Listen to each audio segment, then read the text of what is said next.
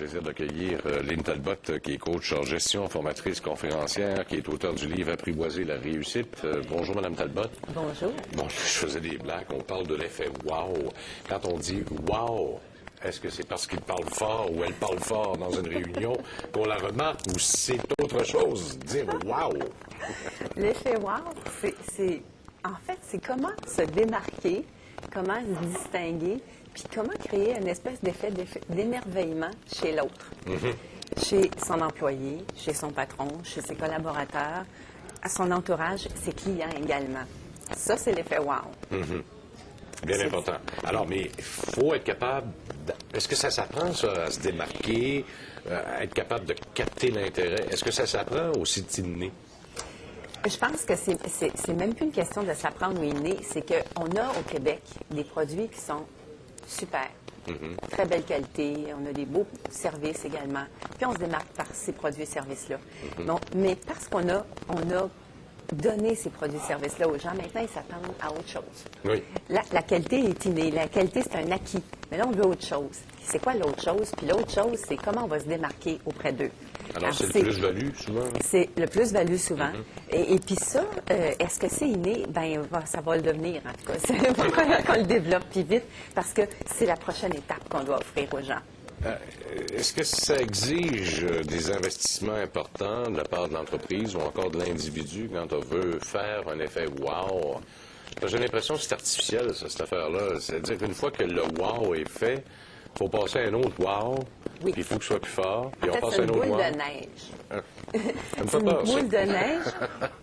Mais est-ce qu'on a le choix? Et souvent, il y a des gens qui ont peur de ça. Hein? Ils veulent fidéliser les gens, en même temps, ils ont peur de... Maintenant, dire les investissements. Investissement, on a cette espèce de pensée qu'on entretient qu'un wow veut dire, ou se distinguer veut dire automatiquement un investissement. Et c'est peut-être le plus grand piège dans lequel on peut tomber. Se démarquer, c'est dans des petites choses. C'est ça qui fait la différence. Si moi, je suis une compagnie d'assurance, c'est quoi la petite chose que je peux faire pour surprendre l'autre? Et puis, il ne faut pas tomber dans la démesure non plus. Parce que trop, c'est comme pas assez. Alors, il y a aussi, puis je vous donne un exemple. Un jour, je suis allée louer une voiture, une entreprise qui m'offre un super service. Pour moi, qui m'émerveille et qui me surprend à chaque fois parce que, bon, ils ont toujours ce que je veux, les prix sont bons. Le wow est là. Mais eux, ils se sont dit, tiens, on va aller plus loin. Nos clients veulent sûrement un autre wow. Alors là, ils s'en vont dans la démesure. Ils vont nous demander toutes sortes de questions, vont nous taper sur l'épaule pour être sûr qu'on est bien satisfait. Donc, ils en mettent tellement que finalement, on perd le sens de ce qu'on voulait vraiment. Alors, est-ce que c'est des investissements énormes? La réponse, c'est non. OK. Alors donc, il ne faut pas avoir le sens de démesure non plus. Non, parce que là, on crée l'effet inverse. OK. On se dit, ben tannant. Exactement. C'est ça. Hein? Il faut penser autrement. Puis, un exemple, Volkswagen ont fait une publicité qui est super, qui a fait le tour de la planète, qui s'appelle Piano Stairs. Et on montrait là-dedans une ville, Stockholm, qui, elle, veut essayer de montrer aux gens à utiliser l'escalier plutôt que l'escalier roulant, ce qu'on voit souvent. Alors, ils ont créé un piano. Ils ont transformé l'escalier en piano. Ce qui fait que quand les gens sortent du métro, il y a un piano qui les attend, puis ils mettent le pied sur un escalier qui joue des notes. Et ça a changé un comportement, une habitude. C'est ce qu'on veut. Changer les comportements avec quelque chose qui ne coûtera pas si cher, mais qui va être extraordinaire. Bon, alors, il n'y a rien de mieux que de le voir en même temps qu'on en parle. Alors, on le voit, là, c'est à Stockholm, à la sortie du métro, comme vous venez de le dire. Regardez ça. Oui, puis c'est extraordinaire. Oui. On voit à l'écran, là, ça n'a pas coûté les yeux de la... Ils auraient pu, ces gens-là, développer des fonds extraordinaires, essayer d'avoir toutes sortes de bling-bling, des campagnes à n'en plus finir pour dire aux gens, empruntez l'escalier, faites de l'exercice, que ça n'aurait pas marché. Okay. On fait preuve d'innovation en ayant un piano, en créant un piano. Et là, du coup, les gens sont curieux et se demandent bien ce que c'est que ça. Petit et vieux, jeune, grand, en forme, pas en forme, tout le monde prend l'escalier. Ils ont décidé de le prendre parce qu'il y a quelque chose qui les attirait. Qui les attirait. Et ça, c'est l'effet wow. C'est l'émerveillement. Donc, qu'est-ce que nous, on peut faire, chacun d'entre nous, pour créer cet effet-là chez les gens? Et alors, ça, c'est extraordinaire. Alors, donc, ça ne prend pas des idées qui prennent des années à développer. C'est Une idée originale, dans le Une fond. idée originale, puis surtout, ça prend pas des fonds démesurés.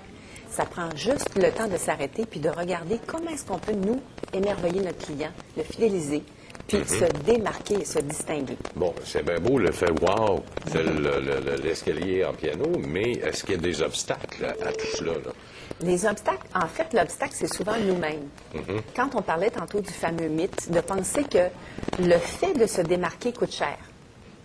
Le fait de se démarquer va créer un effet boule de neige dans lequel on ne pourra pas s'arrêter. Bien, le temps qu'on n'a pas pour penser innovation, bien, tout ça, ça donne bien des munitions à d'autres gens de le faire. Et ce sont des obstacles qui sont là présents. Alors, je pense qu'on a tout intérêt à enlever ces obstacles-là puis à oser. Il faut oser. Absolument. Il faut se donner le droit d'avoir, de faire des erreurs là-dedans aussi. Hein. C'est pas parfait. Sûr. Hein? On revient encore à l'exemple de la compagnie tout à l'heure. Oui. J'espère qu'ils vont se rendre vite compte qu'ils en mettent trop et que c'est pas ce que le client demande finalement. Est-ce que, concrètement, on peut mettre ça au quotidien, cet effet wow, si on peut l'appeler comme ça? Bien, je pense qu'au quotidien, si on veut faire une chose extraordinaire, parce qu'on sait que nos employés, là, on risque peut-être de les perdre demain matin pour la compétition, mais mettons donc ça en pratique au quotidien. Demandons-nous donc, comme ça, comment est-ce que moi je peux me démarquer? C'est quoi le petit kilomètre de plus que je peux faire pour mon collaborateur? C'est quoi le kilomètre de plus que je peux faire pour mon employé, pour mon client? Si on développe cette philosophie-là, ça va devenir une culture. Si ça devient une culture, ça va devenir une pratique courante. Et puis, on va parler innovation dans tout ce qu'on fait. Alors, c'est faciliter les tâches quotidiennes dans un événement qui pourrait nous arriver de façon quotidienne également. Absolument, pour surprendre l'autre. Lynne Talbot, merci beaucoup. À Ça la fait prochaine. plaisir.